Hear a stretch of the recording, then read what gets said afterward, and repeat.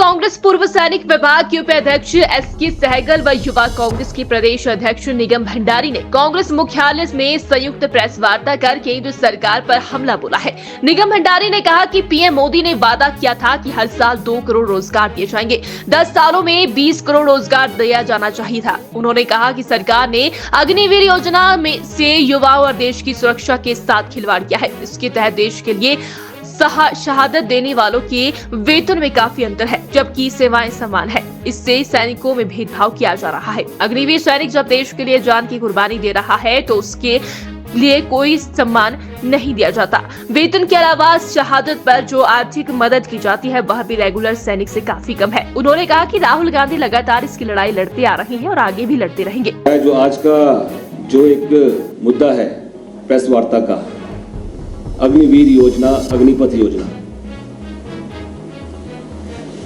आज से ठीक 10 साल पहले मोदी जी ने वादा किया था कि हर साल 2 करोड़ युवाओं को रोजगार दिया जाएगा।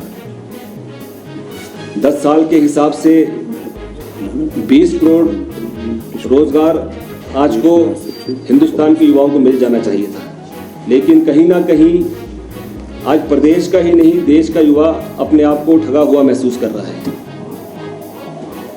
अग्निवीर योजना को लाने से पहले जो 1.5 लाख जो रोजगार सेना में युवाओं को मिलना चाहिए था, जिसमें युवाओं ने परीक्षा भी उत्तीर्ण की, ग्राउंड टेस्ट भी क्लियर किया, अब उनको रोजगार मिलना था। ऐसे में एक तुगलकी फरमान भारतीय जनता पार्टी की सरकार के द्वारा अग्निपथ योजना को लाकर किया गया। साथ ही साथ इस योजना को लाने से युवाओं के साथ तो बड़ा मजाक किया गया, देश की सुरक्षा के साथ भी खिलवाड़ किया गया।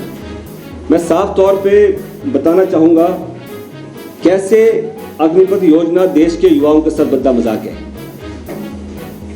सर्विस के दौरान अग्निवीर का जो सैनिक है उसका जो वेतन है मात्र 21,000 है, और जो रेगुलर सैनिक है उसका वेतन है, जो स्टार्टिंग जो वेतन रहता है वो 45,000 रहता है। तो सर्विस कंडीशन दोनों की सेम है, सेम हार्श कंडीशन में ये अपनी सेवाएं दे रहे हैं।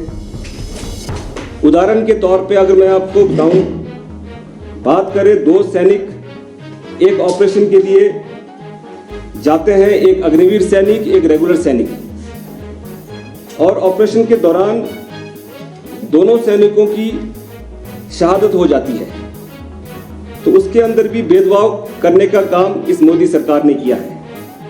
मोदी सरकार ने अग्निवीर सैनिक की शहादत जब होती है तो उसको सिर्फ 48 लाख रुपए का इंश्योरेंस दिया जाता है, 44 लाख रुपए का एक्स ग्रेशिया, और उसके बाद जो बचा हुआ जो उसका पीरियड है उसके लिए उसको तनख्वाह मिलती है जो तकरीबन 1 करोड़ रुपए होती है। और रेगुलर सैनिक को मैं बताना चाहूंगा प्रेस के माध्यम से, जहां अग्निवीर सैनिक को 48 लाख रुपए मिलते थे, वहां रेगुलर सैनिक को 75 लाख रुपए का इंश्योरेंस दिया जाता है, 55 लाख रुपए का एक्स ग्रेशिया दिया जाता है, उसके बाद ग्रेच्युटी दी जाती है। 15 साल की जो सर्विस लिमिट है, जो मिनिमम 15 साल की जो सर्विस लिमिट है, उसमें 15 साल का उनको तनख्वाह दिया जाता है, पूरी तनख्वाह मिलती है। पेंशन अलग से मिलता है, एक्स सर्विसमैन स्टेटस दिया जाता है, शहीद का दर्जा दिया जाता है रेगुलर सैनिक को, कैंटीन बेनिफिट उनको मिलता है, मेडिकल बेनिफिट उनको मिलता है, बच्चों के लिए अच्छी शिक्षा उनको मिलती है। जो एक एक्स सर्विसमैन बेनिफिट मिलते हैं वो तमाम बेनिफिट एक रेगुलर सैनिक को मिलता है। साथ ही साथ लेकिन अग्निवीर सैनिक अगर शहीद होता है तो उसको मात्र 1 करोड़ रुपए देकर उसके परिवार का मुंह बंद कर दिया जाता है, जो कहीं ना कहीं एक बद्दा मजाक देश के युवाओं के साथ है। ये एक शहादत के साथ बेइज्जती करने वाला काम है, जिसका कांग्रेस पार्टी, युवा कांग्रेस और पूर्व सैनिक विभाग पुरजोर इसका विरोध करती है। और इससे पहले भी जब ये अग्निवीर योजना प्रदेश और देश के अंदर लाई गई थी, युवा कांग्रेस के द्वारा हर जिला लेवल पर, हर विधानसभा लेवल पर धरने प्रदर्शन किए गए, और कहीं ना कहीं कांगड़ा के अंदर तो हमारे जिला अध्यक्ष समेत 5-6 युवा साथियों को 3 दिन के लिए उनको जेल में भी डाला गया। तो लगातार युवा कांग्रेस इस लड़ाई को लड़ रही है। कांग्रेस पार्टी के दिशा निर्देशानुसार राहुल जी लगातार जो 1.5 लाख रोजगार जो मिलना चाहिए था उसकी लड़ाई को लड़ रहे हैं न्याय यात्रा के माध्यम से। अब मैं विस्तार पूर्वक इस योजना के बारे में बताने के लिए मैं बुलाना चाहूंगा कैप्टन SK सहगल जी को कि विस्तार पूर्वक इस योजना के बारे में बताएं। जय हिंद।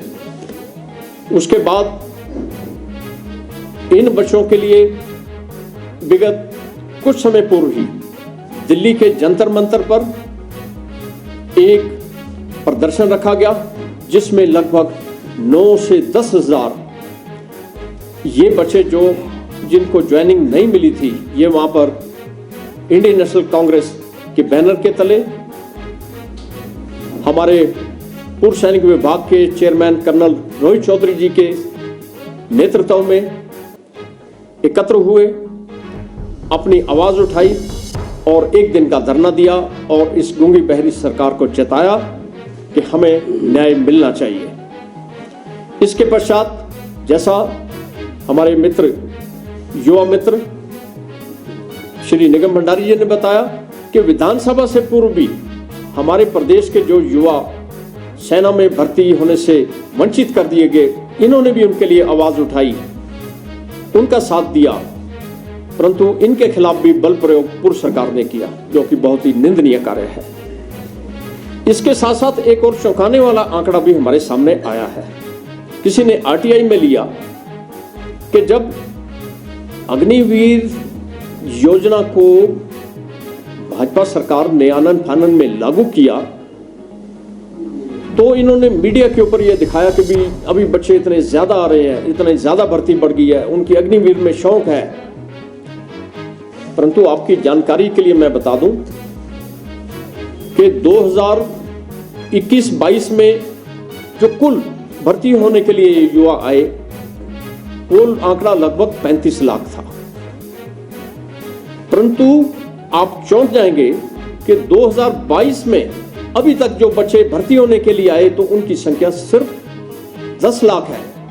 ये 25 लाख युवा कहां गए? ये 25 लाख युवा इस नई अग्निवीर सेना भर्ती योजना से हताश होकर के, निराश होकर के, शायद अपना मन मार करके किसी नए कैरियर की तलाश में निकल पड़े हैं, जहां पर बेरोजगारी की लाइन पहले ही अनंत है। दूसरा, अग्निवीर में जब इतने बच्चे भर्ती होकर के आगे जाएंगे तो उनमें से 75% बच्चों को भी जबरदस्ती सेवानिवृत्त कर दिया जाएगा बिना किसी लाभ के। कुछ ज्यादा नामात्र लाभ है तो बेरोजगारी की संख्या और ज्यादा बढ़ेगी। उसके अतिरिक्त जो 25% बचेंगे होंगे तो सभी काबिल बच्चे, फर्स्ट अमंग इक्वल वाली बात होगी। तो हो सकता है कि जिनकी अप्रोच होगी उनको आगे रखा जाएगा, तो इससे भ्रष्टाचार की भी संभावना प्रबल होती है। इसके अतिरिक्त जो अभी बिशरी साहब ने बताया है कि अग्निवीर में किस तरीके से जो हमारे पहले अग्निवीर शहीद हुए उनके साथ क्या व्यवहार हुआ, उसके बाद हमारे 2 और अग्निवीर शहीद हो चुके हैं।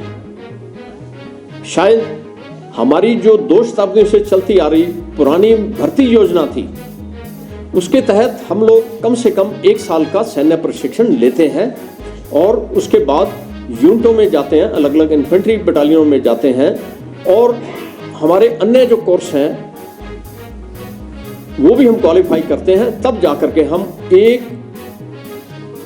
लड़ाकू सैनिक बनते हैं। 4 से 5 साल में हम लड़ाकू सैनिक बनते हैं, तो ये तो 4 साल में आपको घर ही भेज रहे हैं और आगे जो जाएंगे ये भी आपके और हमारे सामने आना शुरू हो चुका है।